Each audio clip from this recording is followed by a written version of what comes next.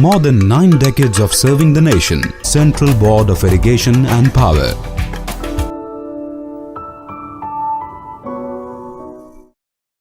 Today I am here to present on same topic, substation automation, to find people. So basically I will it covers the substation automation and the principles. What are the main key factors while considering substation automation system.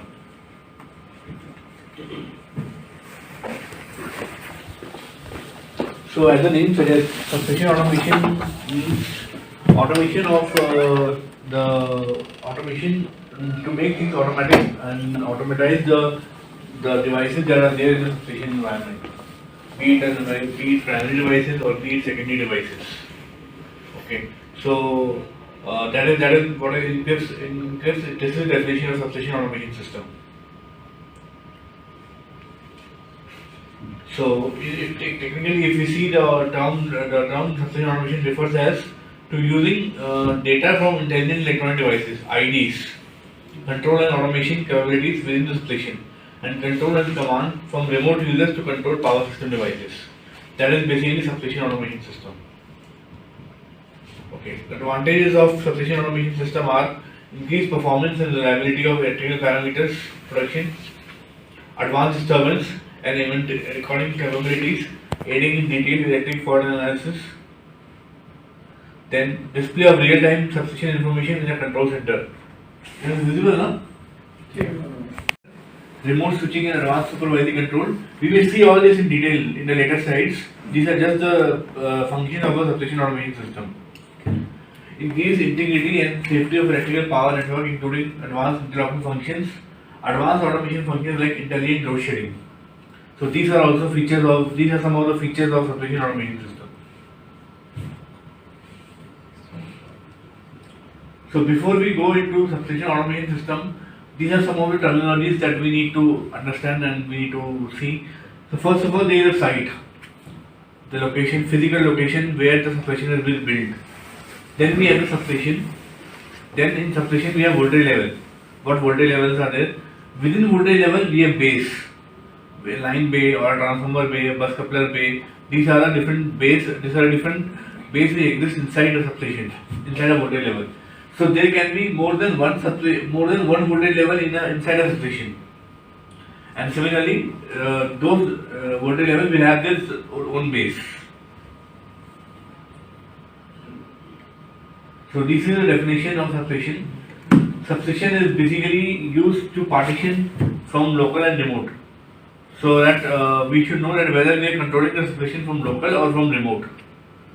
Then we have substation control uniqueness. These are features of substation automation which says that at any moment of time only one control will be allowed from the substation automation system. This is called as uniqueness, to avoid any two controls being transferred from the same system. Then voltage level, association of bus bars for auto voltage regulation and often only one bus bar. So one voltage level means one bus bar and the respective base inside it. Bay comprises of a circuit breaker, one circuit breaker associated with circuit and production, associated switchgears and transformers and function, local remote of the bay, sequence, special coupler, section feeder transformer, often generic. Okay, module. Below the bay, there are certain definitions also exist below the bay also. Below the bay we have module. Inside the module we have primary electric device like transformer or line. Then special modules like circuit breaker, disconnector or switch. They are often generic. This will come in later. Data point, and below the module we have a data point. Ultimately, it is a data point that we need to monitor of a substation, of any voltage level or of any bay. So data point stands for data point means real time information. Mostly 95% of the information in a substation is electrical only. And at any level means at any voltage level it will be there. So this is how the hierarchy is been defined. Site, substation, which can be more than one substation. Within one substation we can have a number of voltage levels, 400, 220, 132 kV like that, 33 kV. Then within one voltage level we can have bay feeder 1 to n. Similarly, voltage level 2 can also have bay feeder 1 to n. Within bay feeder we have CB, circuit breaker, switches, that is the disconnector, and transformer, TPI and control. Transformer tap position indicator and control. CB and switch, CB, inside CB we have the data point, position and the control. What is the position of the CB? Whether the CB is open or CB is closed. This is the thing that we need to monitor. At any moment of time, if you have any question, just please stop me and ask me. Don't wait for the last. We can have an interactive session within that time itself.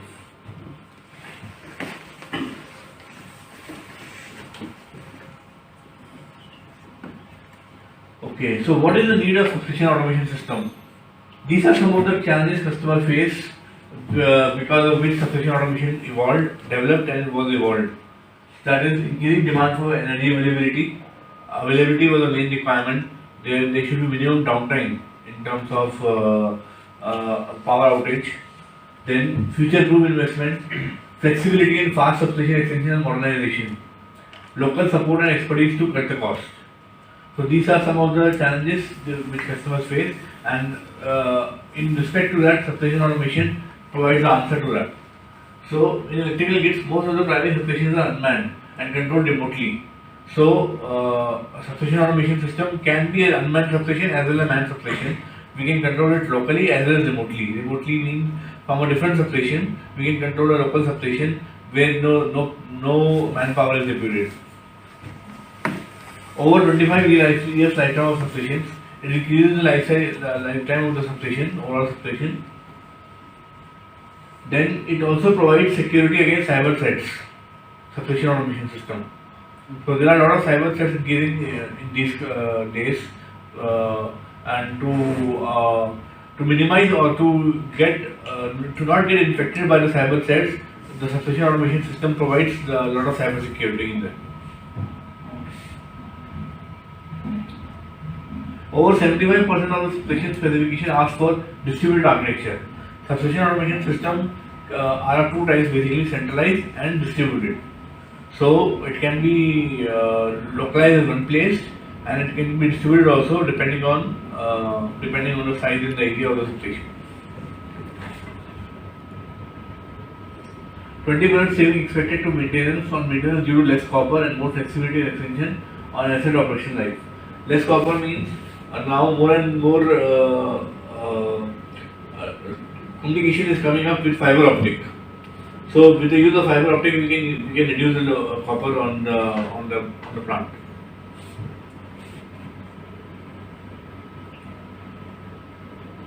Implication of substation automation system. Okay, these are two possibilities. Market offers possibilities. It is not that only we offer. It is any vendor. They offer two types of system. One is centralized, the other is distributed. In centralized, you can see there is a common controller, and all data, all IDs are reported to the common controller, which is then reported to the HMI to view for the operator to view it. In centralized, we have distributed. We have distributed the IDs into different functions. For example, line bay will have a different set of IDs, transformer bay will have a different set of IDs, and so on. And then all this data will be communicated to each other. This is a communication bus, and it will be shown centrally at one location.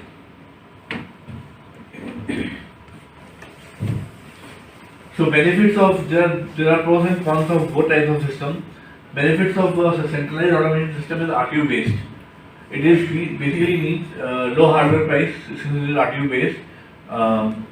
Fast learning curve for system integrator. Anyone can learn it faster because it is a centralized system and low hardware is consumed. Centralized automation schemes. Risk is low possibilities to expand. Expansion becomes difficult in case of centralized automation system. Large engineering workload for system integration and central point of failure.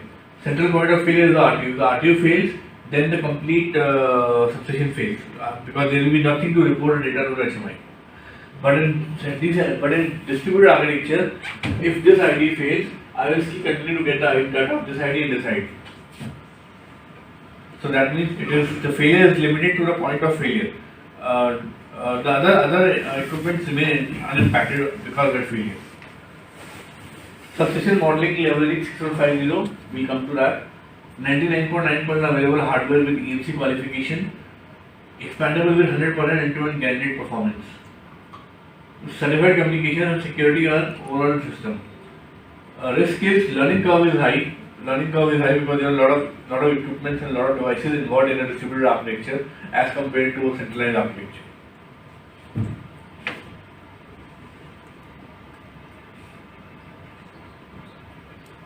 Okay, so what is the system in terms of substation automation? When we talk about substation automation system, what is a system? A system is a set of devices which communicate with each other, that interact with one another with common rules. That is a system. A system is a set of devices with specific functions, each having its own role in the automation system, and they interact with each other with common rules.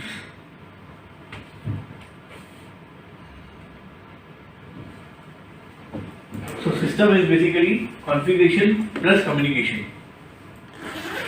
Configuration plus communication. How we configure the system and how they communicate to each other. These all define the system.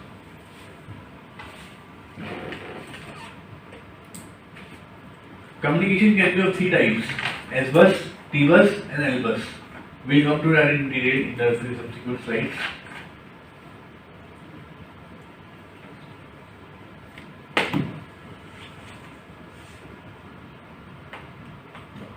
This is very important to understand the substation in terms of substation automation system. What are the main system functions? Supervision, that is, we need to supervise the electrical data of the complete plant. Next is we need to control it. We need to control the breakers, making on and off as and when required, and we need to control the tap position of the transformer, for example, to make voltage changes. And third function is basically maintenance. So each system comprises of supervision, control, and maintenance. Inside supervision, we have HMI, flow printing, archive, alarm management, and state review. So these are the sub-functions of supervision. Supervision is the main function, and these are the sub-functions. So HMI means whatever data is coming from the field for the breaker position, isolator position, or switch position, and all those data has to be managed and visible on the form of a single line diagram in the HMI. Flow printing means sequence of event.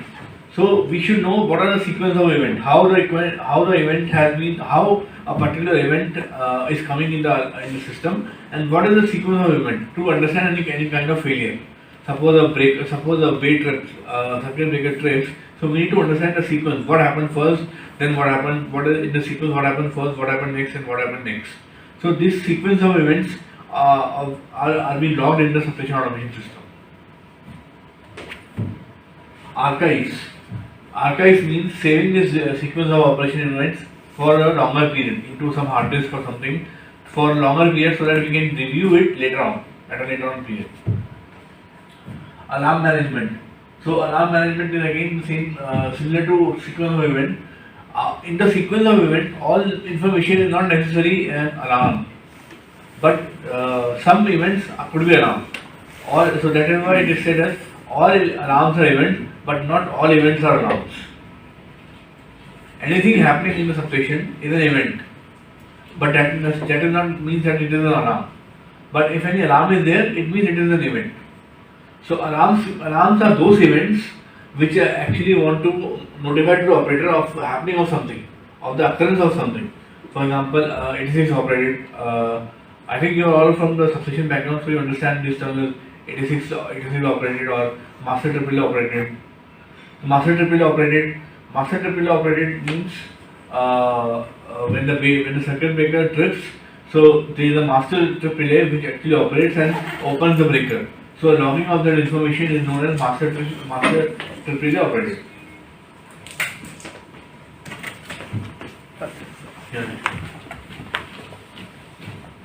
So was it HMI? Sorry? What is the full form of HMI? HMI is human machine interface. Human machine interface. Then supervision, state and event. So at any moment of time I can view the current status of any equipment of the substation. That is known as state viewer. So these are the supervision functions of our automation system. Then control functions. Control mode, bay mode, local mode, remote mode or special mode. So there are different levels of controlling. I can control the plant from the local marshalling box of the equipment, for example breaker. I can go and control the equipment from there. Either if not, I can control the breakers from the panel, control CRB panel. If not, I can control the breakers from the HMI station level. So these are different control levels. So the highest control level, the priority of local remote is available at the lowest level to ensure the safety of the personnel. Suppose I am sitting at the HMI and I want to control the breaker, and some person is working on the field, so it is very risky for me to operate from here because I don't know what wires he is touching, what particular area he is working upon. So the area which is in the local mode has the highest priority of operation. So if I have to operate from the local marshalling box, I have to go and put on the selector switch as a local mode, and then I can operate them. Then no other top layers can control from their respective positions. So you cannot control from HMI, you cannot control from CRB panel, you cannot control from anywhere. Only local is the authorized person to control because they are nearest to the field. If I want to pass the control to the next higher level, I have to put into remote mode. I put into remote mode, I finish my work, I put into remote mode and then pass the control to the next higher level, and then next higher level can be able to operate from that region.